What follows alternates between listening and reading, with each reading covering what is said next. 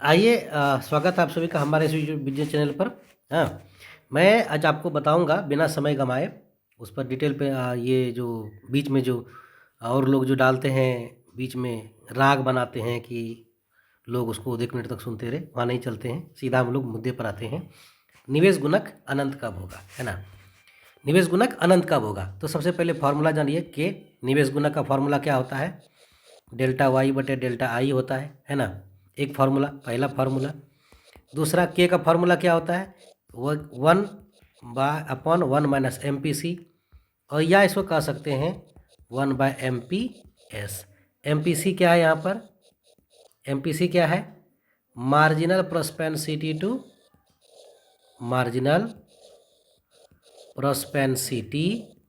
To consume. ये कैसे निकालते हैं, MPC कैसे निकालते हैं, ये होता है delta C upon delta Y. उसी तरह MPS कैसे निकालते हैं, delta S upon delta Y, है ना।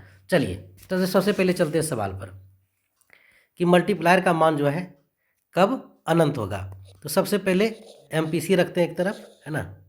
क्या रखते हैं, MPC का मान, और दूसरी तरफ रखते हैं K का मान। K का मान क्या होता है, 1/1 - MPC, है ना।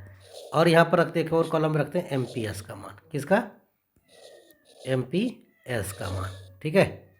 अब इसको आगे हम लोग चलते हैं, बनाते हैं और बनाते जाएंगे और देखते जाएंगे कितना कितना किसका मान होगा, कब होगा, है ना।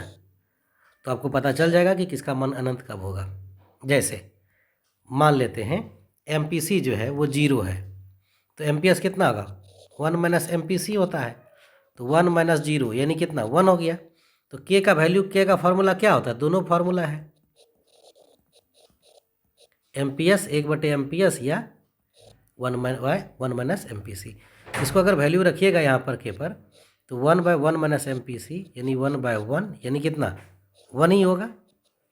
अब इसका मान बढ़ाइए, 1/2 कर दीजिए या हाफ कर दीजिए, 0.5 कर देते हैं, तो MPS कितना होगा, 1 में माइनस हो जाएगा ये, तो ये भी 0.5 हो गया, है ना।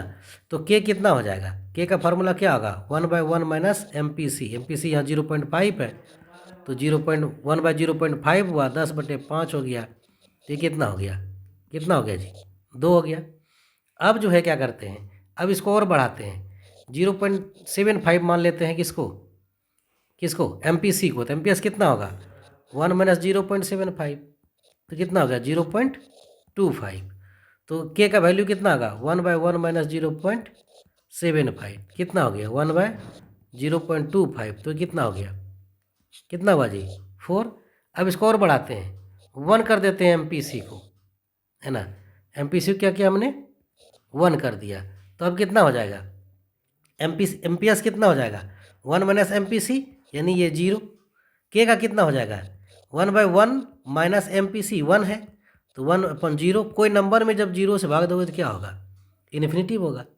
यानी हम यहाँ क्या कह रहे थे सवाल में कि K का वैल्यू जो है इन्फिनिटिव कब होगा, K का वैल्यू इन्फिनिटिव कब होगा, यानी अनंत कब होगा। तो यहाँ पर आपको पता चल गया K का मान अनंत कब होगा, कब होगा, जब MPC का वैल्यू 1 होगा और MPS का वैल्यू 1 - MPC यानी 1 - 1 = 0। यानी यदि MPC 1 है तो K कितना हो जाएगा, इन्फिनिटिव। यदि MPS 0 है तो K कितना हो जाएगा, इन्फिनिटिव, ठीक है। तो K इन्फिनिटिव कब होगा ये हमने बता दिया आपको, है ना।